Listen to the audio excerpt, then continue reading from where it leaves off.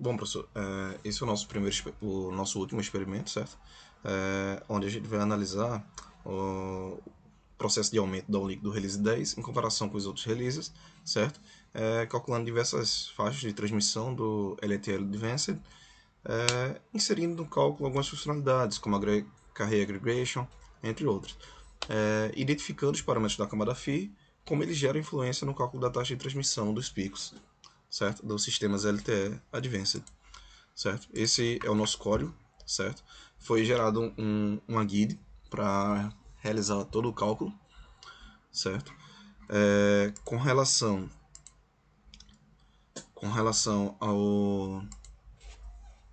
aos cálculos, certo? Nessa primeira etapa aqui, é uma opção selecionada pelo usuário, né? Ele entrega o número de PRBs de acordo com a largura de banda selecionada, certo? Aqui a gente vê o valor escolhido do MCS, certo? Foi retirado da tabela do 3GPP do release 10, ok?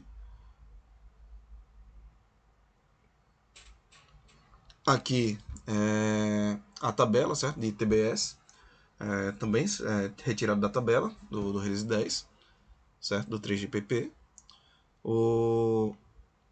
Ok. Aqui ele está atribuindo os valores, né, nas funções anteriores, certo? Nesse caso aqui, temos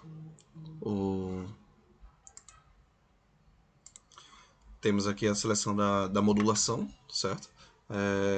Através do tamanho da modulação, certo? Selecionando entre 16, 64 e QPSK, ok?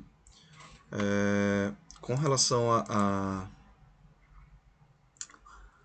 taxa de DL, foram utilizados dois tipos, né? Através da calculação e através da tabela, certo? Através da equação, foi multiplicado o número de suportadoras pelo número de PRBs, certo? Com o número de símbolos de CP e o esquema MIMO selecionado pelo número de bits e retirando ali 25% que é de overhead, certo? Por isso que ele está multiplicado aqui por 75, ok? E tanto pela equação quanto pela tabela, ele foi dividido por 10 para o resultado ser em megabytes por segundo. Com relação à tabela, certo? Ele pega o valor da matriz do TBS Table e multiplica pelo valor do MIMO, certo?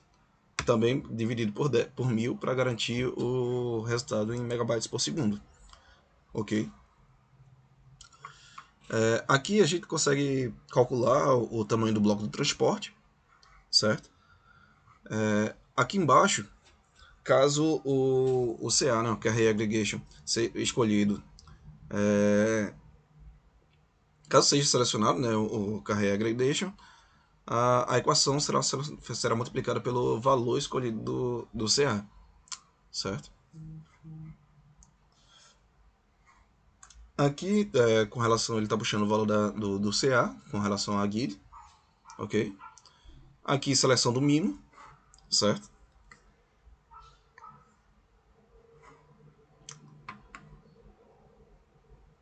E, por fim, o nosso código termina.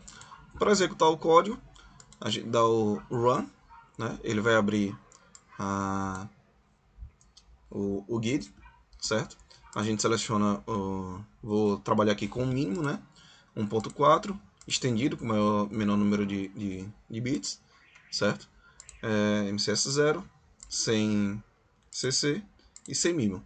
Ele vai nos dar um resultado de 1.296 e pela equação e 0.13 pela tabela. Agora trabalhando com o valor máximo, certo? Largura de banda aqui de 20, o prefixo ciclo normal, MCS máximo, certo? 5 carrega aggregation e o MIMO padrão 88, certo? A gente teve aqui o resultado de 3024 megabytes por segundo pela equação e 3015 pelas tabelas.